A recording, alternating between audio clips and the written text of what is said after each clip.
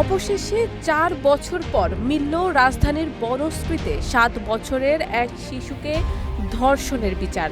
ধর্ষণের দায়ে গৃহশিক্ষক জাহিদুল ইসলামের মৃত্যুদণ্ড দিয়েছেন ট্রাইব্যুনাল।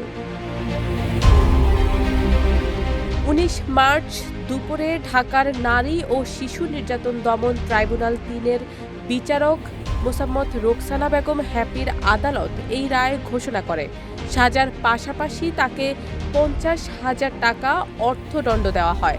এই অর্থ অনাদায়ে ৬ মাসের বিনাশ্রম কারাদণ্ড ভোগ করতে হবে। মৃত্যুদণ্ডপ্রাপ্ত জাহিদুল ইসলাম বরগুনা জেলা সদরের পরীখাল গ্রামের মোহাম্মদ ফজলুল হকের ছেলে।